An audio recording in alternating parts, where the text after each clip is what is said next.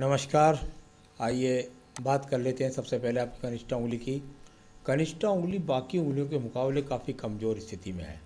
यानी कुल मिलाकर यदि मैं कहूँ तो इसकी जो पहले कट तक ना पहुँचना, साथ ही साथ उंगली तो सभी आपकी जो है वो कलात्मक स्थिति की है, लेकिन इस उंगली का ज़्यादा पतलापन और साथ ही साथ इसका एकदम उंगली का साथ साथ सूर्य की उंगली के साथ मिल जाना, तो कुल मिलाकर के ये कई इस प्रकार के संकेत हैं जो बताते हैं कि थोड़ा सा जल्दबाजी से हमेशा आपको बचना पड़ेगा। यानी कुल मिलाकर के एक काम के प्रति थोड़ा सा रुक कर के आपको चलना चाहिए, ज़्यादा विचलता नहीं होनी चाहिए या थोड़ा सोच समझ करके कदम उठाने चाहिए। तो इस प्रकार को यहाँ पर आप कई बार मन से टूट जाते हैं। अब बात कर लेता हूँ आपकी सीधे सीधा सूर्य की उंगली की। सूर्य की उंगली और बिल्कुल शनि की उंगली के साथ बहुत बड़ा अलगाव करके मिली है। यानी ऐसा व्यक्ति चाहकर भी इसके जीवन में ऐसी घटनाक्रम जरूर होते हैं कि या तो उसको पैतृक संपत्ति में समस्या का सामना करना पड़ता है, माता पिता की व्यक्ति सेवा नहीं कर पाता, बहन भाइयों के साथ संबंध अच्छे नहीं रहते। यानी कुल मिलाकर के परिवार के साथ संबंध अच्छे न दर्शाने वाली ये सूर्य की उंगली यहाँ पर मौजूद है। अब बात करूंगा आपकी शनि की उंगली। शनि की उंगली वैसे तो एक रूपता से यहाँ निरंतर अगर कहें तो धन के आगमन निरंतर रूप से बने रहेंगे इस बात को दर्शाती है, लेकिन बहुत शनि की 7.5 ढैया जब आएगी तो थोड़ी बहुत समस्याओं का, बहुत ख़राब बात नहीं कह रहा, थोड़ी बहुत समस्याओं का सामना आपके जीवन में आएगा, कुछ स्वास्थ्य रूप से भी। अब बात करूंगा यहाँ पर आपकी बृहस्पति की उंगली। बृहस्पति की उंगली और बिल्कुल शनि की उंगली के साथ एकदम मिल करके चिपक करके चल रही है।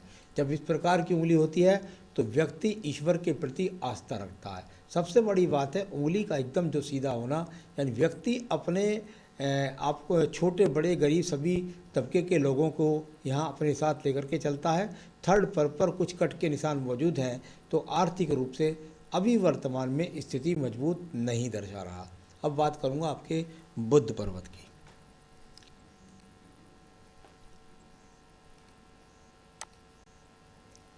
बुध पर और बुध पर ये 3 से 4 जो खड़ी हुई रेखाएं हैं, इन रेखाओं का मतलब होता है व्यक्ति को संतान से सहयोग।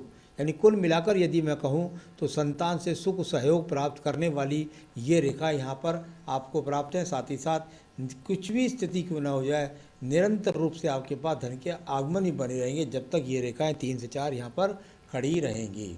अब बात करूंगा सूर्य पर्व की। सूर्य का पर्व यश के लिए, सम्मान के लिए, मान के लिए, साथ ही साथ सरकारी नौकरियों के लिए, गवर्नमेंट के टेंडर्स के लिए, इन चीज़ों के लिए जाना जाता है। यहाँ कुल मिलाकर के यहाँ सरकारी जो नौकरी का बात करते हैं यदि, तो उसमें बाधाओं के यहाँ पर योग हैं। साथ ही साथ गवर्नमेंट से जो टेंडर्स वगैरह हैं उनको लेंगे आप तो उसमें भी आपको अच्छे रूप से लाभ नहीं मिलेगी। कुल मिलाकर व्यक्ति की ज़्यादा यश के योग यहाँ पर नहीं है और राजनीतिक कार्यों में बिल्कुल भी आप भाग न लें, वरना उसमें असफलता का सामना आपको करना पड़ेगा। अब बात करता हूँ धन का पर्व शनि। शनि का धन पर्व और यहाँ पर एक सीधी रेखा का खड़ा होना, यानी इस बात को दर्शाता है जीवन के अंत समय तक आपके पास धन के आगमन बने रहेंगे। बहुत करोड़ों करोड़ों में नहीं कहता, लेकिन हाँ आर्थिक स्थिति ठीक रहेगी आपकी, जिससे आपने सब जीवन की समस्याओं को हल कर पाएंगे। अब बात करूँगा आपके बृहस्पति पर्व के बारे में। बृहस्पति का पर्व और बृहस्पति के पर्व पर यहाँ मैं देखता हूँ तो इस पर एक जाकर के रेखा जो शनि के पर्वत के नीचे की तरफ से चली है, यानी इस तरीके से इस रेखाओं का चलना, यहाँ पर शनि पर्व से चलना इस प्रकार की रेखाओं का, यानी व्यक्ति के पास मकान जैसी चीज़ तो ज़रूर होगी, लेकिन थोड़ा सा इस बात को आपको रखना पड़ेगा कि पत्नी के साथ कुछ अनबन को दर्शाता है, यानी इस बात को दर्शाता है। और साथ ही साथ कुछ धर्म के कार्यों में भी व्यक्ति, यानी कि जो सामाजिक कार्य होते हैं, सामाजिक जीवन जो होता है, उसके लिए ये एक अच्छा संकेत है। शनि पर्व से निकल करके बृहस्पति को पहुंचने वाली रेखा, यानी सामाजिक, जहाँ पारिवारिक जीवन अच्छा नहीं है वहाँ सामाजिक लोगों से जुड़ने का कार्यक्रम यहाँ आपके हाथ के अंदर अच्छा है। अब बात करूँगा यहाँ मैं आपकी हृदय रेखा के बारे में। हृदय रेखा और यहाँ बहुत बड़े रोग के संकेत नहीं हैं, परंतु इससे निकल कर के 2 रेखाएं जो मंगल पर्व से आ रही हैं या जा रही हैं, तो ये पत्नी के साथ वैचारिक मतभेदों को दर्शाने वाली 2 लाइनें और भी मुझे यहाँ पर मिली हैं, जिन्हें मंगल पर्व से भी मैं खींच दूंगा। तो कुल मिलाकर के इस तरीके का, और क्योंकि शनि पर्व के नीचे होता है तो व्यक्ति अपने मन के अंदर गुप्त बातों को भी दबा जाता है। तो ये इंडिकेशंस इन रेखाओं से यहाँ मिलते हैं। मंगल पर्व है यही जिससे रेखा ये वाली निकल रही है, तो साथ ही साथ मंगल पर्व से निकलने वाली नीचे भी रेखा है। यानी कुल मिलाकर के कहूँ तो यहाँ भाग दौड़ की स्थिति तो ठीक ठाक है, योजनाएं भी करते हैं, अपने काम के प्रति सफलता भी प्राप्त करते हैं। और एक रेखा पहुंचती है यश पर्व को, एक शनि पर्व को और एक धन पर्व को, बुध को, यानी कि यश भी, मान भी, धन भी भाग दौड़ करके प्राप्त कर लेते हैं। तो चलिए, ये आपकी इन रेखाओं का फल है। अब बात करूंगा मंगल पर्व की। मंगल पर्व, और यहाँ मुझे जो आपने चित्र भेजे हैं इसमें कोई ऐसी रेखा नहीं मुझे चमक रही द्वितीय मंगल पर्व से जिसे मैं ये कह सकूं कि आपके जीवन में कोई झगड़े, झंझट, मुकदमे जैसी स्थिति का आपको सामना करना पड़ेगा। यहाँ कोई भी ऐसा चिन्ह नहीं है। चलिए बात करूँगा आपकी बुद्धि रेखा की। बुद्धि रेखा, और इस बुद्धि रेखा का जो उदय है आपके जीवन में वो हुआ है लगभग ऐसा समझिए कि लगभग 32-35 वर्ष तक। तो ऐसा व्यक्ति दूसरे के ऊपर ही निर्भर रहता है एक तरीके से। उसके बाद में इसमें से ये दो मुख्य रेखाएं निकली हैं जिसमें एक ने मंगल पर्व को देखा है और एक ने चंद्र पर्वत को देखा है। यानी कुल मिलाकर के जो साहस के द्वारा कार्यों में, या जो दूर के स्थानों से जुड़ने वाले लोगों के द्वारा, यहाँ दूर से जुड़े हुए लोगों के से, और साथ ही साथ यहाँ जाकर के इस प्रकार को दिखलाती है। यहाँ अगर एक रेखा दिख रहा हूँ तो ये तो ऊपर वो मस्तिष्क नहीं थी, वो तो मैं बता चुका, बृहस्पति की थी। तो चलिए, जो मैंने उस रेखा में बताया वहाँ पर आपको, तो ये मैं बता चुका आपको कि वो दूर के स्थानों से मिलकर के व्यक्ति को यहाँ लाभ मिलता है। तो चलिए, तो यहाँ बुद्धि रेखा का उदय 35 के बाद हुआ, यहाँ 32 से 35 के बीच में, और आपने दूर स्थानों से जुड़ करके लोगों से धन की प्राप्ति भी करी अपनी मेहनत के कर्म के द्वारा, यानी भाग दौड़ करके धन के अर्जन को प्राप्त करना। तो चलिए, ये भी आपके हाथ के अंदर हो गई। अब बात करूँगा इसके बाद में आपके चंद्र पर्वत की। चंद्र पर्वत, और यहाँ चंद्र पर्वत पर कोई बहुत ज़्यादा ऐसी रेखा नहीं है जिसके हिसाब से मैं कह सकूँ किसी व्यक्ति किसी डिप्रेशन में चला जाएगा। कोई डिप्रेशन का योग नहीं, कोई किसी बड़े कोई रोग के संकेत नहीं यहाँ पर, तो कोई बहुत बड़े रोग के संकेत भी नहीं है, कोई डिप्रेशन का यहाँ पर योग भी नहीं है। तो इस प्रकार से ये चंद्र पर्वत अनुकूल है।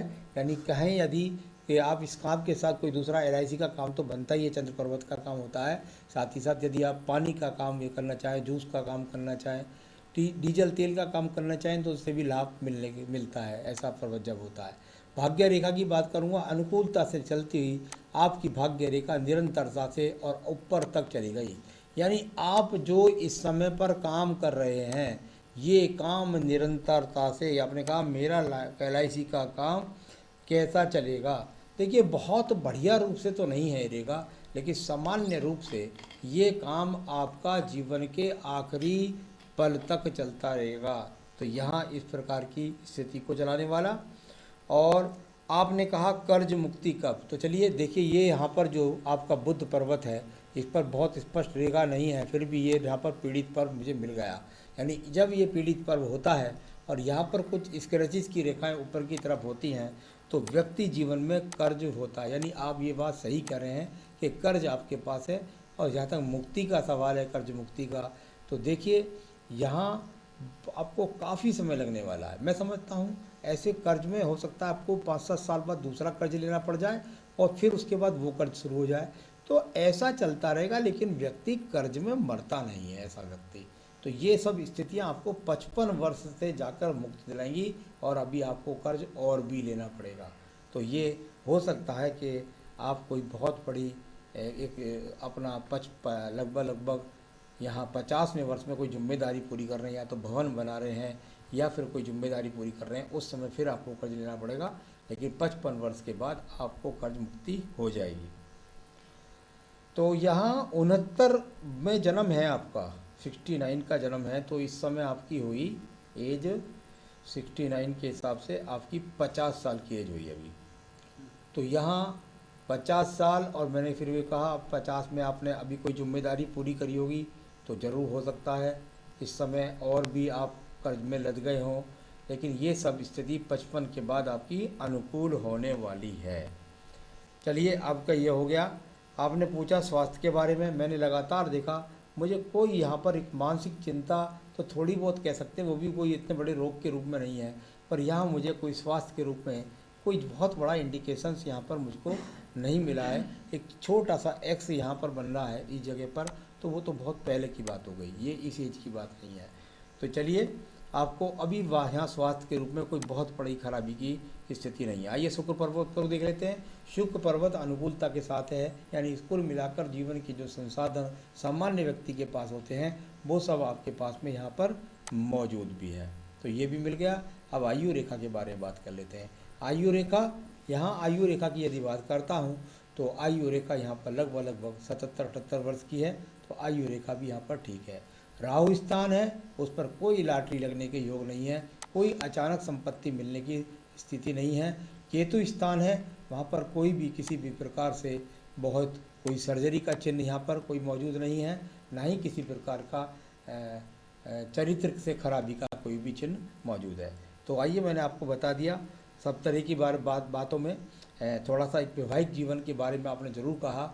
बहुत बार मैंने देखा है कि जब हृदय रेखा जाकर इस स्थान पर ख़त्म हो जाती है, देखा है, लेकिन ऐसा लगता नहीं मुझे आपके यहाँ से। ऐसा मैंने देखा है कि जब शनि पर्वत के नीचे जाकर रेखा पहुँच जाती है तो ऐसा व्यक्तियों के गुप्त संबंध भी देखे गए हैं। तो यहाँ इस प्रकार से अगर मैं देखूं तो मुझे कोई बहुत ऐसे संबंध नहीं लगते कि हाँ कोई इस वजह से, ऐसा संकेत मुझे और कई जगह से मिल जाते हैं, वहाँ मुझे मिले नहीं हैं। तो यहाँ कुल मिलाकर के वैवाहिक जीवन में थोड़ा पत्नी के साथ टकराव है, लेकिन वैसे वैवाहिक जीवन आपका सुखी है। संतान की रेखाएं देखें, आपके हाथ से संतान की रेखाएं चमक नहीं रही हैं, पत्नी के हाथ से पता लगती हैं। तो कुल मिलाकर के यहाँ बृहस्पति पर अनुकूलता, तो संतान का सुख सहयोग आपको प्राप्त होगा। आइए बात कर लेता हूँ मैं आपके उपायों के बारे में। क्या करें आप जो आपको बाकी की बाधाएं, आपका धन के आगमन, आपको कार्य के आगमन जल्दी जल्दी मिलते रहें। इसके लिए आपको एक तो बेहतरीन सा पन्ना पहनना है, क्योंकि आपका काम आकर्षण का है, वाणी का है, और इसके लिए आपका ये उंगली का टावर ठीक नहीं है। एक बेहतरीन सा पन्ना पहनिए इसमें। साथ ही साथ अपनी जो संस्था है, जो ऑफिस है, जो कार्य है, या अपना घर में जहाँ भी बैठते हैं वहाँ बैठ कर के आप जाना श्री सूक्तम और पुरुष सूक्तम का पाठ करिए। श्री सूक्तम और पुरुष सूक्तम का पाठ करिए, अपने जीवन में सफलता को प्राप्त करें आप। यही मेरी शुभकामनाएं हैं। नमस्कार।